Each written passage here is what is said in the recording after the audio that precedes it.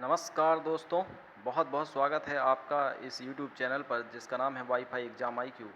तो देखिए आज की सीरीज़ में इम्पॉर्टेंट फैक्ट्स जो PCS के लिए बेहद इम्पॉर्टेंट हैं। तो देखते हैं पहला प्रश्न, भारत सरकार अधिनियम 1935 भारत सरकार अधिनियम 1935 को गुलामी का अधिकार पत्र या दास्ता का आज्ञा पत्र किसने कहा था?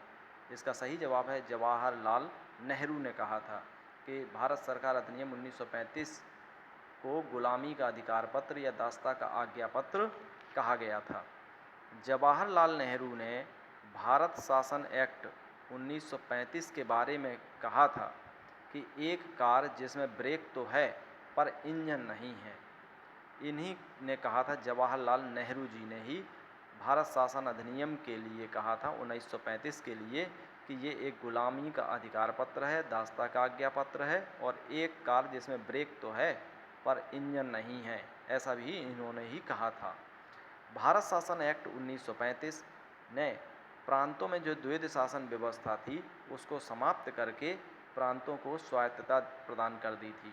अगर क्वेश्चन आता है कि प्रांतीय द्वैध शासन व्यवस्था किस अधिनियम से समाप्त हुई, तो भारत शासन एक्ट 1935 से।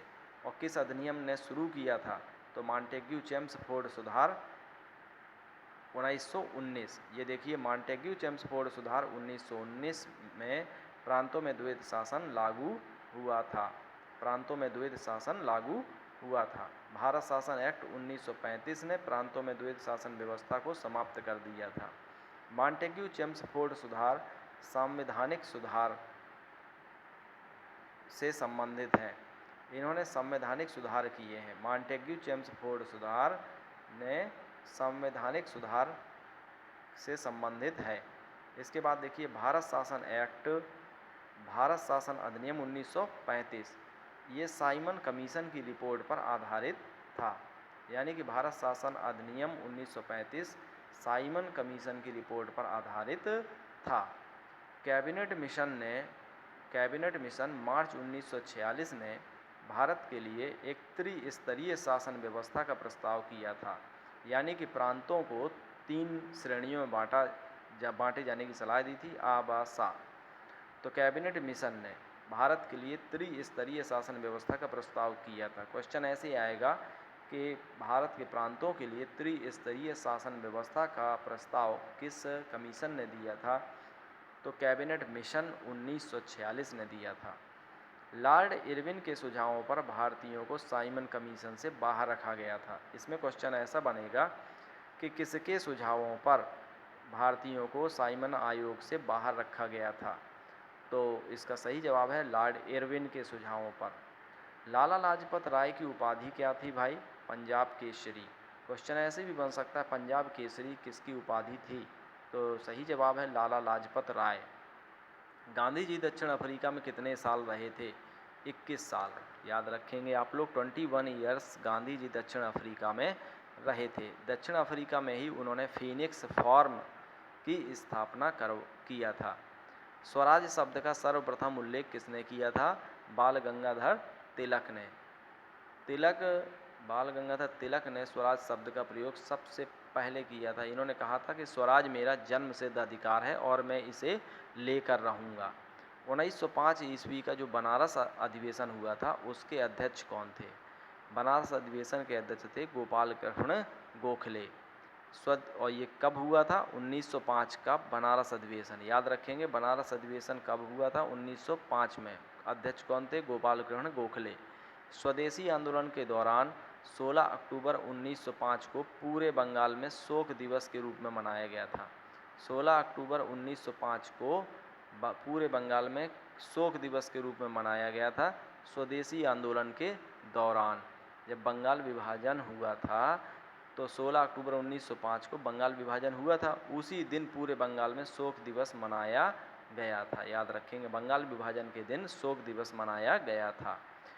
Indian society of oriental art, Indian society of oriental art, ये किसने स्थापित की थी? ये संस्था अवनींद्रनाथ टैगोर ने।